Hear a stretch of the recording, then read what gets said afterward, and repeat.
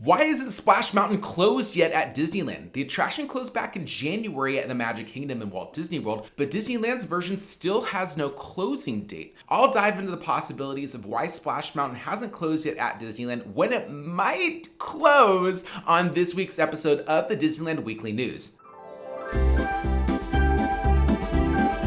Welcome to the Disneyland Weekly News. I'm David Vaughn, and this is the news for February 2023, weeks 3 and 4. And before we get into that main topic about Splash Mountain, here's the Disneyland news that you may have missed this week. Now, this just in, we have a bit of breaking news. Disneyland has announced the official opening timeline for the new villas at the Disneyland Hotel. Dubbed literally the villas at the Disneyland Hotel, it's a 4-story hotel that opens this September. It'll feature a 12-story Disney Vacation Club tower, but it looks like anybody's gonna be able to book there. It'll bring some of your favorite Disney stories to life in some of these iconic rooms, styled after Jungle Book, Fantasia, The Princess and the Frog, and more. Many of the villas will have kitchens, but there'll also be smaller studios that will have less amenities, but could also come at a lower price. The 3-bedroom Grand Villa will have 2 bedrooms with ensuite bathrooms inspired by Frozen and Moana, as well as a full washer and dryer. Bookings begin March 15th for Disney Vacation Club members, March 16th for Magic Key holders,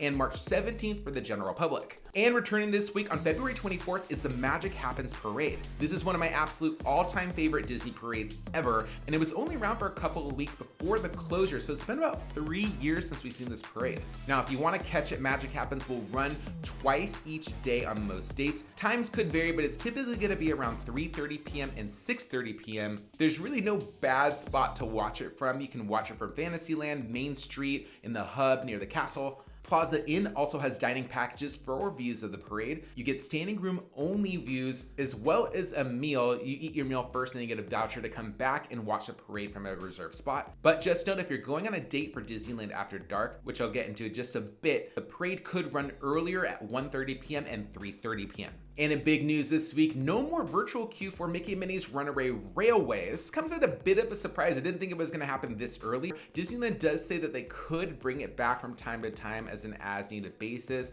but I don't know if they're gonna do that. They said that with Web Slingers, and I'm kind of thinking, and that never came back, so I'm kind of thinking that's probably not gonna happen, but we'll have to wait and see. They do recommend that you check Disneyland app to see if there's gonna be a standby line or a virtual queue used that day. That's really the only way that you're gonna know in advance, but my guess is that we're just gonna see the standby line used. So if you want to skip the line, the best way to do that now is to purchase an individual lightning lane.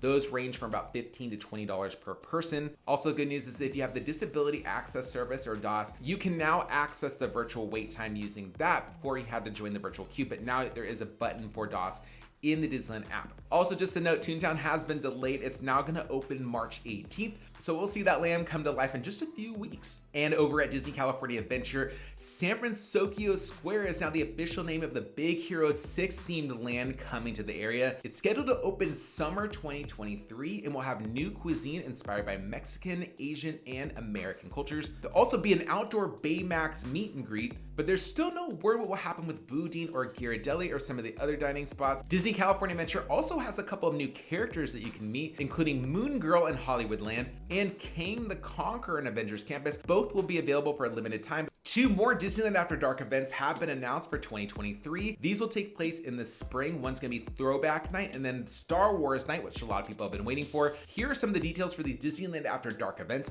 They both run from 9 p.m. to 1 a.m. at Disneyland Park after park hours. You'll get early entry at 6 p.m. In these instances, guests who do not have a special event ticket are usually asked to leave about 8 p.m. Then the party officially starts an hour later at 9 p.m. Guests can also dress up in costume as long as they follow the guidelines. And food for the theme night, live music, photo ops, and many attractions will be open. There'll also be keepsakes, including maps and special lanyards with credentials for the night. Throwback Night will return on these dates with these prices. It'll be a throwback to the 50s and 60s. Disneyland did this party in 2018. They're bringing it back this year. It'll also have the original Fantasy in the Sky fireworks show, which is a big hit for people who want to see some serious Disney nostalgia. And here are the dates for Star Wars Night 2023. This is going to take place in May. Disneyland does this event because May the 4th is Star Wars Day. May the 4th be with you. And it's turning into a bit of an annual event. I kind of like to see it though. Expect Star Wars Galaxy's Edge to be open this night, including Star Wars Rise of the Resistance as planned. There'll also be Star Wars themed photo ops and a Star Wars fireworks show over the castle, of course, weather permitted. So the general public sale starts February 23rd. But Star Wars Night sold out in the Magic Key pre-sale, so there will still be dates available on February 23rd when these launch, but I expect this party to sell out pretty quickly. Throwback Night could take a little bit longer because Princess Night just sold out, and that's been on sale for a number of weeks. Overall, I do love these Disneyland After Dark events, but I do know they're not for everybody. The biggest perk for attending these events is you can ride several attractions without the standard longer waits. There are also specialty foods, so if you're a foodie and you want to try some new eats at Disneyland, this is a great time to do it. And if you're a Star Wars fan and want to dress up in costume, this is pretty much the only time that you can do it without breaking Disney's rules. But some of the cons are that there are sometimes operational issues with Disneyland After Dark events, like mobile order can get backed up, so you need a little bit of patience, but you could see some really awesome things happen, some surprising things throughout the night, lots of characters that you can meet and see in the distance. In addition, not all of the attractions may be available, so if Indiana Jones is still down for refurbishment during that time, just expect that you won't be able to ride it. But still, overall, I think these are great events and a lot of fun. Guests who don't go as often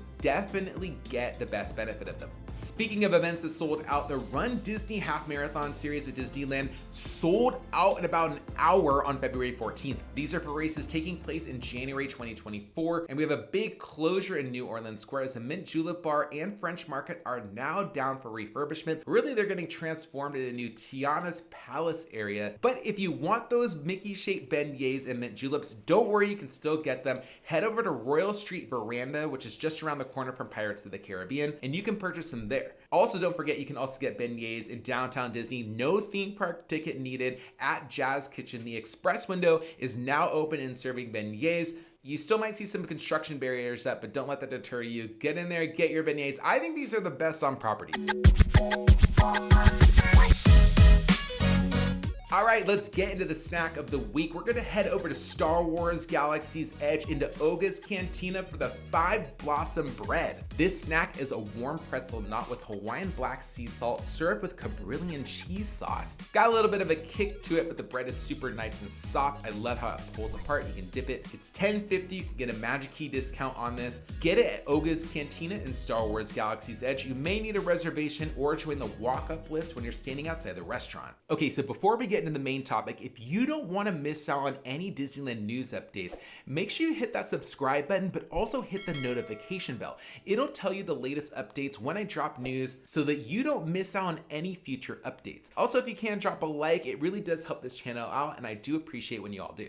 All right, so now for the big topic. When is Splash Mountain going to close at Disneyland? Because it's already closed at the Magic Kingdom and Walt Disney World back in January, but we still don't have a closing date for Disneyland's version of the attraction. We have no idea when this is going to happen. Well, we do have a couple ideas. I'm going to dive into what that might look like, why this might be that we don't have a closing date just yet, and I'll even make a guess as to when Splash Mountain might close at Disneyland. So first, a little recap of what's going on with Splash Mountain. It's getting rethemed into Tiana's Bayou Adventure. It's the exact same ride system with an updated theme. It'll take place after the events of The Princess and the Frog, and it'll still have plenty of woodland creatures that inhabit a bayou. The new storyline will focus around Tiana and her recently purchased old salt mine as she gets ready for a big Mardi Gras bash. However, she can't find a missing ingredient, so it's up to guests to help her find this ingredient, and I'm kind of wondering if that's gonna be the big finale, but we'll have to wait and see. So now on a few of those guesses for why Disneyland's version doesn't have a closing date yet. Well, first up, it's very possible that Walt Disney World's version just needs more time. For example, there might be more things to refurbish, move around, change up, and that could be the leading reason for why Walt Disney World's version of the attraction had to close several months before Disneyland's. It's also very possible that we're going to see Walt Disney World's version just open sooner than Disneyland's version. Like maybe we'll see Walt Disney World's version open in summer 2024 while we see Disneyland's version maybe open later in 2024. There's also some technical reasons for why Disney may have made this decision. Now, in a perfect world, I would have had both attractions open on the same date at both resorts, but there are different crowd calendars and things that each resort needs. So Disney World has a huge summer crowd, whereas Disneyland's fall and holiday season is a lot busier than the summer in recent years. So that could be a major factor as to why we're gonna see Disneyland's version open later than Walt Disney World's. We also do know that the same Imagineers are working on both projects. Now, of course, there's gonna be different construction crews and things like that, and I'm sure there's gonna be ways that these tasks are delegated between Imagineers, but the leaders of the project and the Imagineers might be starting on Walt Disney World's version first before they head over to Disneyland to finish the project there. Other contributing factors are what's going on at Disneyland versus Walt Disney World. Disney World has a new attraction, Tron Light Cycle Run, opening on April 4th. That'll be another reason to get guests to go to the Magic Kingdom and have something new and exciting there while this attraction goes under refurbishment. Whereas at Disneyland, even though we did just get Mickey Minnie's Runaway Railway, we do have a big attraction down, and that is Indiana Jones Adventure. So it's also very possible that's playing a little bit of a factor of why we're not seeing Splash Mountain close, because as we know, Disneyland has major attractions that guests flock to, especially early in the morning. So we have Star Wars Rise of the Resistance and we have Space Mountain. Those are opposite sides of the park, but we also had Indiana Jones Adventure and now Mickey Minnie's Runaway Railway. So until we see Indiana Jones Adventure reopen, that might be the opportune time to see Splash Mountain go down. That way Disneyland will have enough e-ticket attractions to pull in a lot of different guests without having too many complaints of like, this ride was down, that ride was down. Having Splash Mountain and Indiana Jones down at the same time in two parks might be a little overkill, and Disneyland might be doing everything they can to avoid that. But we do know that the Indiana Jones Adventure is scheduled to reopen in spring 2023. Now, we don't have a date for that just yet. It could be later in the spring, could be right before spring break. We don't really know at this point, but that could easily tie into when we see Splash Mountain close. So if I'm gonna have to make a guess, I will guess the Splash Mountain will close after spring break. So we're gonna be seeing like maybe a late April or like May. My guess would be May is when we're gonna see Splash Mountain close. Before I would have told you it was gonna close already, like maybe around this time or shortly before in January. But now that we're seeing these times come and go, my guess now is gonna be that we're gonna see it right before the summer. I don't think the attraction is gonna stick around through summer, but who knows at this point? Like I said, Disneyland has not told us, but I do have a question. When do you think Splash Mountain's gonna close? Do you think it'll last throughout the summer? Do you think it's gonna be something that'll close right before Halloween season, or do you think it's gonna close a lot sooner than even I said? Let me know in the comments below, and I will see you next time.